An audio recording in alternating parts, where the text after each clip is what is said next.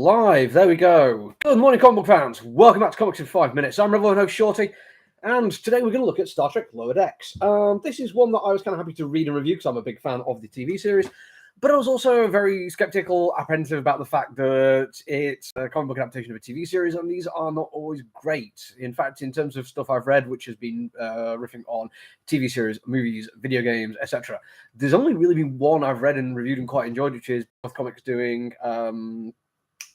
I've totally forgot the name of the video game. It's I want to say Watch Dogs.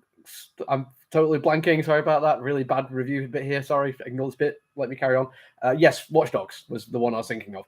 Really, really good comic book. It really grabbed hold of what was going on in the video game, and in London made that part of its thing. Really, really well done.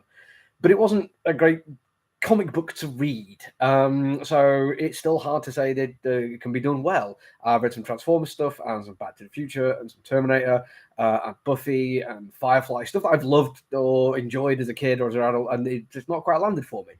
So something I really like, Star Trek Lower Decks, I was like, yeah, okay, let's give it a shot. And straight away, I realised that whoever's writing this, whose name escapes me off the top of my head, Ryan North, who has got a good history of writing some good comedy stuff in the past, he actually does a really good job, and he clearly loves the characters. They come across in the comic book as if they would in the TV series. It feels like Boimler, it feels like Beckett Mariner. They do have an authentic voice, which matches what I expected. And he's also really funny, which is nice. But it does the thing which I've always wanted these kind of things to do, which is not try to recapture what makes a TV series good on a screen or a video game or a movie. They've actually made it a good comic book first. And they haven't ignored the fact this TV show, it still has like the A and B narratives dovetailing together quite nicely at the end, as you'd expect for some kind of sitcom kind of thing. It's got a heft to it. The story is there's quite a lot going on to allow an A and B narrative to work within a single comic book. It's really quite intelligently done as well, because they have footnotes, weirdly. They're not quite normal footnotes. It isn't like, the asterisk and explanation. There's just extra information on the bottom of the pages sometimes, on most of them, in fact.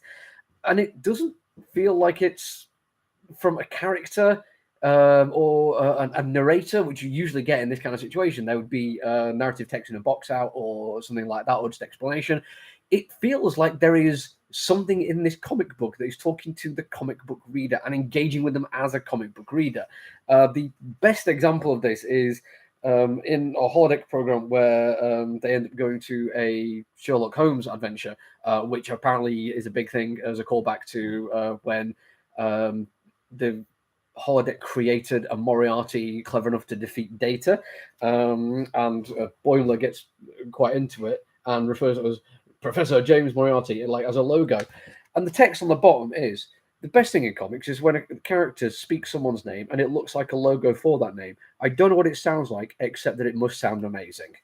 Thoroughly embracing the fact that it's a comic book on multiple levels. Embrace the fact that it is taking from a TV show and turning it into it.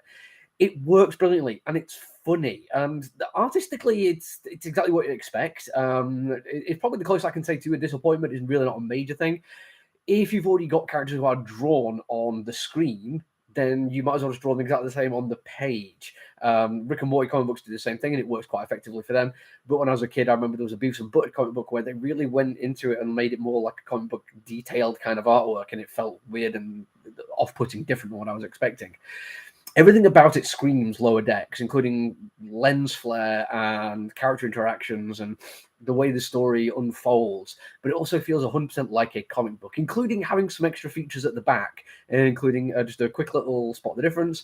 And again, playing into what I love about Lower Decks, making it full of callbacks to original TV series. There is a bit at the back which lists all the episodes that it calls back to, but doesn't tell you exactly what they are and invites you to go and find out, or go and watch those episodes and make sense of the callbacks yourself.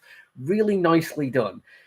The big difference, though, the big issue that makes me not put it on my pull list is, yeah, you do get some bang for your buck, but that's a lot of buck. That's a lot of money, and I'm not 100% convinced I'd get exactly that much value from it. It still feels sitcom-y, and I'm not entirely sure that's a good price for it. But if you are a fan, you may get different mileage on that one. You may absolutely embrace it and think, yes, it's absolutely worth paying a little bit extra because it is a brilliant comic book. It is a brilliant comic adaptation, something I never thought I'd see, and I'm really glad I got to read it. That's it for me today. Well, maybe there's a lot to review this week, so I might put out a couple of bonus ones here or there. If you do like my reviews, including me totally forgetting what the video game Watch Dogs are called, make sure you hit subscribe, because otherwise you might miss me making it myself in the future. It's great doing these live. That's it for me for now, though. Until I see you again, look after each other, everyone. Stay safe. Bye.